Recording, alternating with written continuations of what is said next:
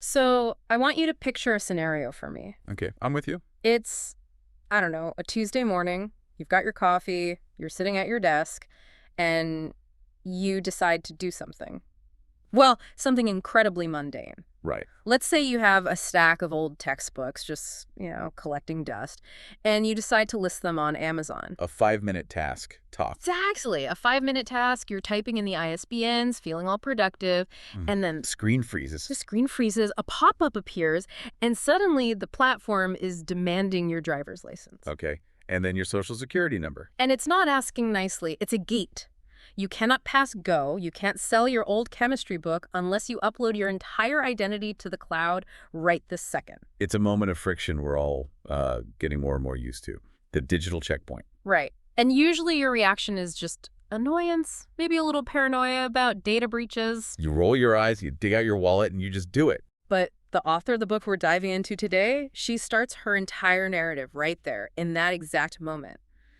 But she didn't feel annoyance. She didn't feel rage. No, she describes a feeling of recognition, Recognition. which is such a heavy word in that context. It implies you're seeing the true face of something you've suspected was there all along. Exactly. It's that sinking feeling of comply or else. The realization that participation in modern society, even for a garage sale, is becoming conditional. And that specific feeling is the launchpad for the whole book. It is. The book is A Laboratory for Mass Psychosis by Steph Wynn, published in 2026. It is a provocative title, to say the least. It sounds like a horror movie, but the book itself isn't fiction. It's a deep cultural critique. And the mission of this deep dive is really to understand Wynn's central argument. Which is that society is being conditioned, intentionally or not, into a state she calls mass psychosis. And we're going to look at how fear, technology, and language are being used to, well, break down our grip on reality.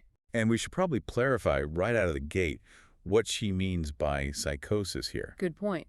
She isn't diagnosing the population with a clinical medical condition. She's using the term to describe a detachment from reality. So it's not about hallucinations or things like that? No, it's about being trained to trade our own perceptions and our own logic for a constructed narrative that's provided by the system. Losing the ability to distinguish what's true from what we're just told is true. Precisely. And Wynn includes a disclaimer that I think is really important for you listening. What's that? She notes that this is a work of nonfiction based on lived experience and observation.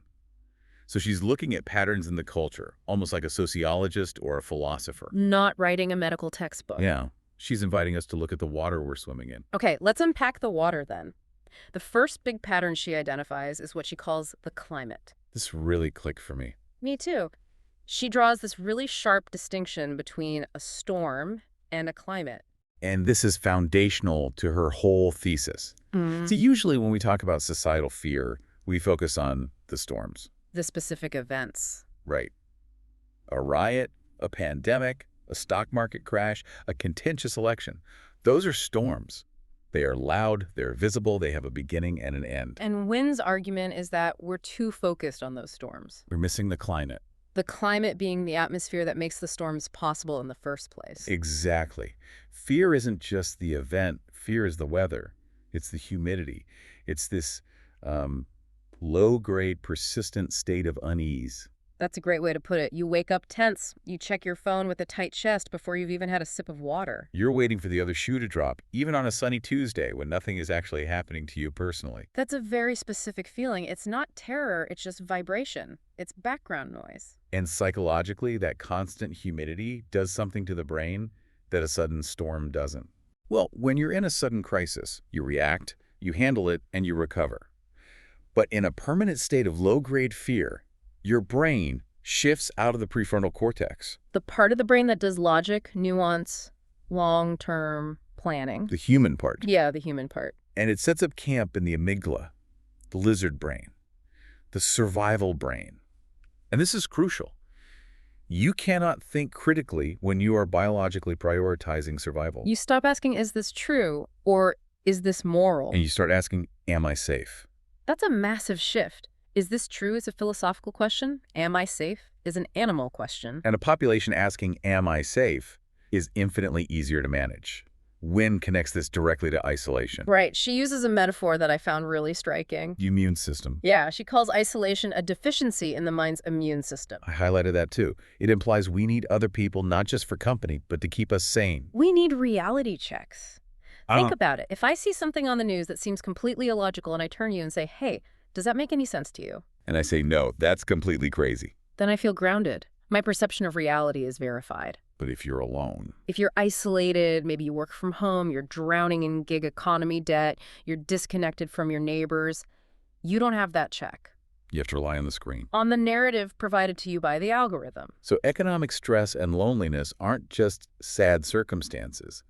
In her view, they are vulnerabilities. They make you susceptible to the psychosis. Because you have no one to anchor you to the real world. They remove your anchor. And once you're unmoored, floating in this climate of fear, you're ready for the next stage. You're ready for what she calls the trigger. Right. So we have this floating anxiety. We're tense, but we don't know why. Wynne argues that the system or the culture provides a target for that anxiety. Unfocused fear is just anxiety. It's uncomfortable, but it's not useful for control. Exactly. To make it useful, you have to give it a name. You have to give it a shape. That's the trigger. Okay, give us an example of how a trigger works in this context. Well, think about when something chaotic happens in society. The human mind hates chaos. We are desperate for an explanation. So an authority figure or a media narrative steps in and offers a label, a single word to explain the chaos. And it doesn't even have to be the correct label. It just has to sound authoritative. Scientific or moral. Yes, it's a container for the fear. Be afraid of X. And once the threat is named, people stop asking what is actually happening, and they pivot immediately to what should we do? And usually, the answer to what should we do involves finding someone to blame. Which leads us to the scapegoat. This part of the book felt heavy, historically speaking. Oh yeah. Wynne argues that crowds always need a target because the target carries the fear for the group. It's almost ritualistic. It's a cleansing ritual. That's the psychological function. If we can point to that person or that group and say they are the problem, then suddenly the rest of us feel safe. We feel virtuous. We're the clean ones. They are the dirty ones. It binds the anxious group together. But she makes a really important point that the mechanism for this has changed. We don't need a town square anymore. No. We have what she calls the modern lynching. Technology has removed the friction. The friction, yeah. In the past, to form a mob, you needed physical proximity. You needed to gather people, get them riled up. It took effort. Now, you just need a screenshot, a clip out of context. The speed is instantaneous, and the scale is global. And she draws a specific parallel here to witch hunts, which I want to be careful because that term gets thrown around a lot. It does. Yeah. But she isn't just using it as a metaphor for unpopular people. She's looking at the specific history of who got targeted. And it's a chilling comparison. Historically, who was a witch? It wasn't usually someone committing a clear crime. It was often a woman who was acting strange. Right. Maybe she was independent. Maybe she relied on intuition. Or maybe she just looked at someone the wrong way. The accusation wasn't based on evidence. It was based on a feeling, the feeling that she feels off. She feels off. That seems to be the bridge to the modern day, doesn't it? It is. You don't have to burn down a building to be targeted online. You just have to have the wrong vibe. That's it. Wynne argues the template hasn't changed, only the tools. Today, if someone hesitates to agree with the current consensus or asks a nuanced question when everyone else is shouting slogans, they feel off. They trigger that immune response in the crowd, and then the pile-on starts. And participating in that pile-on, for the people throwing the digital stones, it's not just about hating that person. It's about their own safety. It's signaling, pure survival signaling. Look at me throwing stones. I'm attacking the witch, so I must be one of the good villagers. Please don't look at me. Please don't target me. It's a deflection strategy. Which leads to what I think is one of the wildest concepts in the book.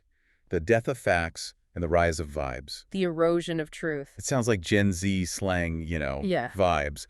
But she's using it to describe an almost legalistic framework for how we judge people now. She is. We've reached a point where if someone feels wrong to the group, that feeling is treated as retroactive evidence of guilt. So if you try to defend yourself with facts, data, context, history, The vibe interpretation is that you're being defensive, and if you're defensive, you must be guilty. and if you stay silent, Then the vibe is that you're complicit. It's a logic trap. you can't argue with a vibe because it's entirely subjective. It exists only in the emotional reaction of the crowd, yet it's being treated as moral truth. And this constant navigation of vibes, this walking on eggshells, leads to the concept of menticide. Menticide. Literally the killing of the mind. It sounds so violent, like a blow to the head. But Wynne defines it as an erosion. It's not about beating the mind into submission. It's about wearing it down. The slow drip, drip, drip of exhaustion and repetition until the capacity to think freely just dissolves. And she talks about the scrollers here. I have to admit, I felt a little called out. I think most of us will. It's the behavior of the modern era. We are constantly checking the phone. But she makes a critical distinction. We aren't scrolling for pleasure. We aren't looking for fun. We are scrolling for relief. That's a huge difference. Pleasure adds something. Relief just briefly stops the pain. It's a dopamine hit that numbs the anxiety for a microsecond. But the cost is your attention span. It fragments your mind. And when your attention is shattered into 15-second clips, deep thinking becomes physically painful. It feels too heavy. So it's not that the system forbids us from thinking, it's that we are too tired to do it. We're cognitively exhausted. Eh. And this creates what Wynne calls preemptive silence. You stop self-censoring, not because you're afraid of the secret police kicking down your door. No, you self-censor because having an original thought and then having to defend it against the vibes and the triggers is just too much work. You take the path of least resistance. This brings us right back to that Amazon example in the beginning. The path of least resistance. This is what she calls the architecture of control. This is the shift from commanding to designing. Right. In the old days, a tyrant would say, do this or I'll shoot. Modern control says, check this box or you can't use the app. It's an invisible wall. It's bureaucratic. It's boring. And that's why it works. Wynne argues that modern control relies on the I agree button. The system is designed so that compliance is the only convenient option. And if you don't comply, you aren't sent to a physical prison. You just disappear. Comply or disappear. You lose access to banking. You get banned from social platforms. You can't travel. You can't sell your books. Exclusion is the modern punishment. And for a social species like humans, as we talked about with the immune system, the threat of exclusion is biologically terrifying. So the system is set up to filter out the non-compliant simply by locking the digital doors. But then there's the social aspect. The infected society. This is where the citizens become the enforcers. When everyone sees everyone else complying, compliance becomes the norm. We start monitoring each other. Why aren't you wearing the symbol? Why didn't you post the black square? Why are you asking questions? It's peer-to-peer policing. Exactly. And it's fueled by what Wynne calls word fog. This was fascinating. The breakdown of language itself. Think about how difficult it is to have a conversation about anything controversial today. Words like safety, harm, violence, or even truth. They've lost their stable definitions. Right. Violence used to mean hitting someone. Now it can mean using the wrong word. Or even silence. The definitions shift depending on who is speaking. The words become tribal markers. So if I use a word one way and you use it another, we aren't communicating, we're just signaling which team we're on. And Wynne argues this confusion is functionally useful for control. If we are confused, we stall. We argue about semantics instead of looking at who holds the power. We're fighting over the dictionary while the house is burning down. And while we're stalled, the waves of terror keep coming. This is a concept from Joost Meerloo, a psychoanalyst she references. The cycle is panic, followed by a brief moment of relief, followed by panic again. It's like being dunked in water repeatedly. You never get steady enough to plan. You never get your feet under you. You're just perpetually reacting to the next wave. You're in survival mode forever. So let's take stock here. We're in a climate of fear. We are isolated. We're addicted to dopamine relief. We're scared of being the scapegoat. The language is broken. It sounds pretty hopeless. It does. But the book doesn't end there. Section 5 is called The Escape. And thank goodness for that. But importantly, Wynne clarifies what escape isn't. Yeah, she's not telling us to buy a cabin in Montana and eat tree bark. Which is the fantasy, right? I'm gonna go off grid. But Wynne says that's unrealistic for 99% of us. We're plugged in. We need electricity. We need commerce to feed our families. Her argument is that escape is a psychological shift, not necessarily a physical one. She has this mantra that I wrote down in bold letters. Plugged in, but not owned. That is the core takeaway. Plugged in, but not owned. It's about distinguishing between participation and belief. So you can click I agree on a terms of service update because you need to use the software for work. But you do not have to internalize the values of that corporation. You can use the system without letting the system define your soul. She calls it tactical compliance. Yes, it's the idea of staying human, quietly. Yeah. You refuse to become an enforcer. You refuse to pile on the scapegoat. You step out of the outrage cycles. You maintain an inner voice that is separate from the noise. So it's almost like being a spy in your own country. You walk the walk, you do what you need to do to survive, but you don't give them your mind. Precisely. It's a refusal to let the external architecture colonize your internal world. And she leaves this beautiful metaphor throughout the book to explain this stance. The character of Stanley. Stanley the owl. He pops up in the prologue and the epilogue. Stanley is the perfect avatar for this escape. He sits in the tree high above the chaos. He watches the hunt happen below. He sees the panic, the fear humming, the accusations flying, but he doesn't swoop down. He doesn't hoot in agreement. He observes. He observes. And he notices something critical. The people below think they are making choices. They talk about freedom and justice constantly. But Stanley sees the herd dynamics. He sees the narrowing of the path. He sees them moving toward the cliff. And in the epilogue, there's this final image that I found really grounding. Stanley looks down from his perch and he sees a person sitting under a tree. Yes, a person who isn't scrolling, isn't arguing, isn't performing for the crowd. They are just reading.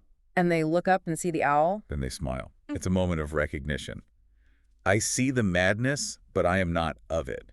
That is the essence of the escape Wynne is proposing. It's the realization that you are inside the experiment, the laboratory, but you can choose to be the observer rather than the subject. It's powerful stuff. It really makes you rethink that moment of irritation when a tech company asks for your ID. It's not just paperwork. It's a little test of autonomy. It is. And the question Wynne leaves us with is fundamental.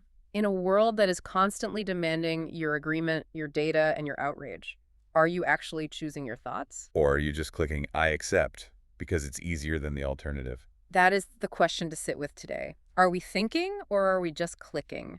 Big thanks to Steph Wynne's A Laboratory for Mass Psychosis for giving us so much to chew on. It's a heavy topic, but a necessary one. Absolutely. And thank you for listening to this deep dive. Stay curious, stay observant, and maybe, just for a bit, put the phone down and find your own tree to sit under.